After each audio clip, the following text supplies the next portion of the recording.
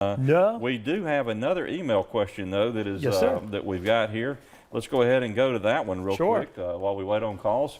And this is the one that I thought was our email question to start with. We had two email questions to start out tonight. I'll read it. Last night, I was pulled over, and the police officer, found 7 grams of meth on a girl. Oh, wow. They found 6 Suboxone on me. We'll need to explain what that is in just a moment. They told me I got to give up the meth guy and make a couple of controlled buys to get out of the Suboxone charge, which I haven't even been charged with yet. Can they make me do this? And it's by Fish, and I presume Fish is an anonymous name, and that's fine too. But you know, look at here what we've got, Al. Right. This is right up your alley. I mean, so first of all, let's unpack this a little bit. Right. Suboxone. What is Suboxone?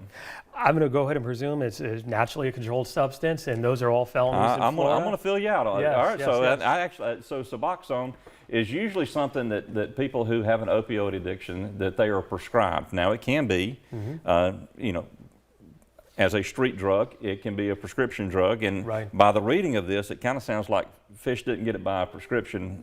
Fish got it off the yes. street. So It happens. go ahead and pick it up from there. Sure. Well, no, they cannot. And be careful if you do agree to work with law enforcement, because I've seen plenty of cases through the years where people are told, oh, you can work the case off by making a couple buys. Well, how many buys are enough for you to have worked off the case?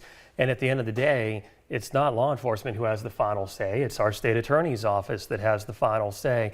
So always be careful. And just to interject, that's the same in Alabama, it's the same in Georgia, it's the same in Florida.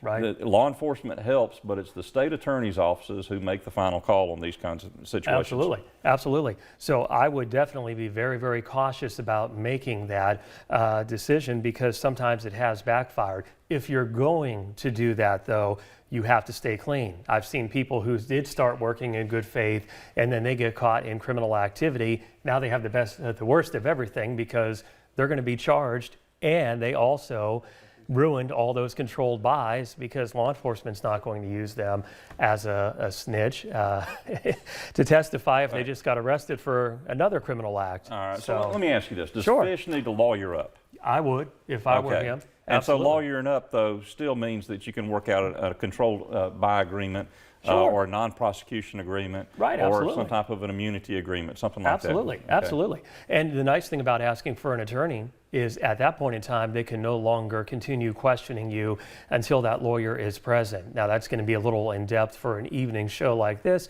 but basically, once you ask for an attorney, it's over with. They cannot start asking interrogating questions of you while you are in custody. Now, be careful, because anything that you blurt out is fair game. We call those spontaneous statements.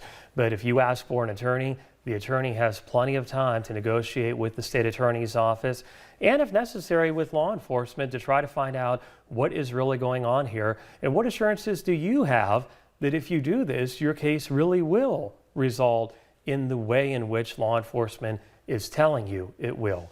Because I can assure you there are quite a few times where law enforcement tells people that, and then when the case goes to our state attorney's office, the state attorney has no idea what the defense attorney is even talking about. And if law enforcement doesn't keep their end of the bargain, now you did a lot of work and you're still getting prosecuted. So it's always best to ask for a lawyer. It's always best to be quiet, invoke your right to remain silent. There's a reason why you have it. Don't help the police build their case against you. You'll have plenty of time to speak, including through your attorney, in plea negotiations. So great advice, Larry.